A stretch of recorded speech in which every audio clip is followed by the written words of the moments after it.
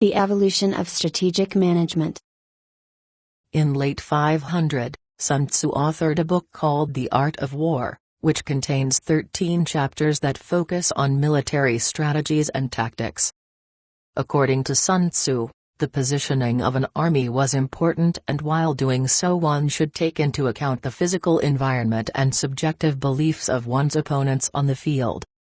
He emphasized the importance of responding quickly to the environment in order to appropriately meet changing conditions. In a static environment, planning works successfully, but in a dynamic and changing environment plans rarely work. Strategic management slowly blossomed into a distinct and important discipline over a 5-decade period. During the 1950s it was in the embryonic stage, where the focus of the top management team was on budgetary planning and controls, and key concepts revolved around financial control. To achieve control over the budgeting, management made use of accounting tools such as capital budgeting and financial planning. At this time companies achieved competitive advantage through coordination and control of budgetary systems. During the 1960s through 1970s, management teams started focusing on corporate planning. Most companies initiated corporate planning departments to plan for growth and diversification, and used forecasting as the primary tool to visualize growth. Companies embarking on growth attempted to seek opportunities for diversification. By the 1970s, strategic management started evolving on a more serious note, extending beyond the budgetary planning and control, and corporate planning, to include positioning companies in relation to competitors. Corporations tried to jockey for power and focused on selecting particular market segments and positioning for leadership.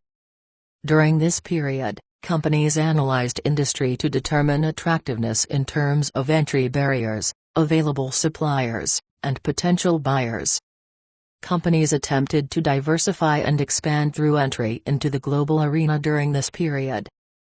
To align structure with strategy, companies started slowly moving toward hybrid and matrix structures. By the late 1980s through 1990s, the growth of strategic management as a separate discipline started taking its own shape. This can be seen in terms of companies attempting to secure competitive advantage. The key concepts of the companies concerned the sources of sustained competitive advantage, that is, ways and means of gaining success over potential rivals. Table 2.1 captures the timeline of evolution of strategic management. In the early stages of development, strategic management concepts revolved around microeconomics. As the theory of firm addresses the question of why firms exist and what determines their scale and scope, one other theories also revolved around this basic theme. The initial answer was in terms of the neoclassical theory of perfect competition that considers the firm as a combiner of inputs to produce desired outputs. Firms aim at achieving the least among the cost combinations of inputs in the production process, equating the marginal cost to the marginal revenue to determine the level of output that maximizes profit. The inherent and highly restrictive assumptions are that resources are perfectly mobile and the buyers and sellers have all necessary information. Most importantly, firms are small in size and produce single products, and hence all firms are assumed to be identical. The firm's size is determined by technological and managerial factors. Gradually, researchers realize that these highly restrictive assumptions may not be applicable in real life. Some degree of monopoly power exists in industry.